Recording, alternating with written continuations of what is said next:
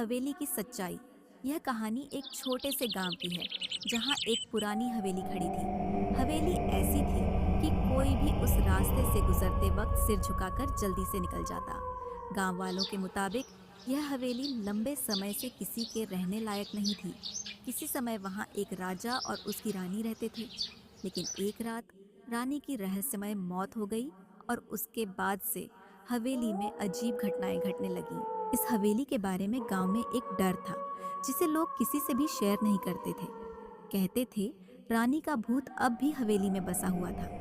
इस डर से गांव के बच्चे भी कभी उस रास्ते से नहीं गुजरते थे। लेकिन एक दिन गांव में एक युवक नामक सुजीत आया।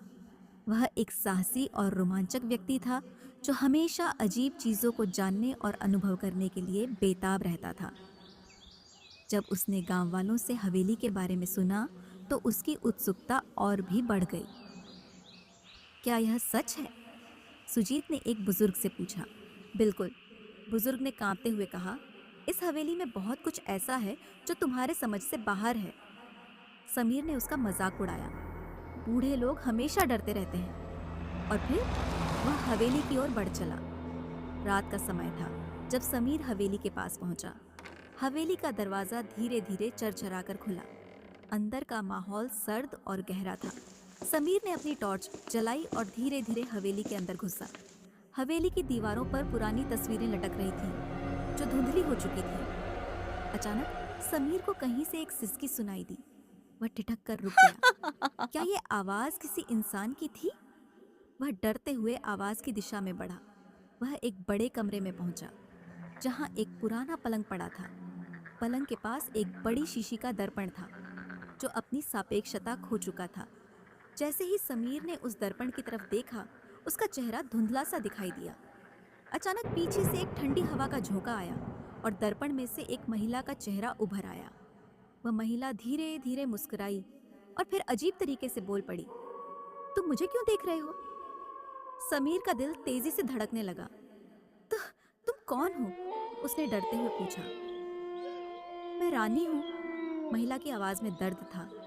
मेरी मृत्यु को कई साल हो गए, लेकिन इस हवेली में मैं बंद हूँ। हर जो व्यक्ति यहाँ आता है वो मेरी मदद करने की कोशिश करता, लेकिन कोई भी नहीं बचता।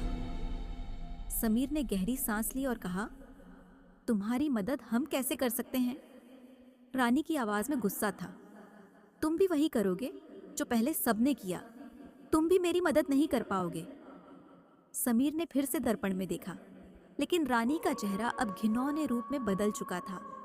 उसकी आंखें पूरी काली हो चुकी थीं और उसकी मुस्कान डरावनी हो गई थी। अचानक हवेली के सारे दरवाजे और खिड़कियां बंद हो गईं। समीर का दिल मानो उसकी छाती से बाहर कूदने को था। तुम अब यहीं रहोगे। रानी की आवाज और भी तेज हो गई। तुम्हारी आत्मा भी मेरी तरह इस हवेली में फंसी रहेगी। समीर ने किसी तरह हिम्मत जुटाई और दौड़ते हुए कमरे से बाहर भागा।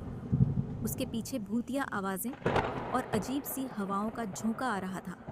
जैसे ही वह दरवाजे तक पहुंचा, हवेली के दरवाजे खुद ब खुद बंद हो गए। समीर एकदम चिल्लाया, लेकिन तब तक उसकी आवाज हवेली के अंधेरे में गुम हो चुकी थी। अगली सुबह जब गांव वाले वहां पहुंचे तो उन्होंने देखा कि हवेली के बाहर समीर का बैग और उसकी टॉर्च पड़ी थी, लेकिन समीर कहीं नहीं था। गांव वाले जानते थे कि समीर भी अब रानी के भूत के साथ हवेली के भीतर फंसा हुआ था और इस रहस्य का कभी खुलासा नहीं हो सकता। कहानी आज भी गांव में सुनाई जाती है कि कोई भी उस हवेली में कदम रखने की हिम्मत नहीं करता, क्योंकि जो एक बार अंदर गया वो कभी बाहर नहीं आया।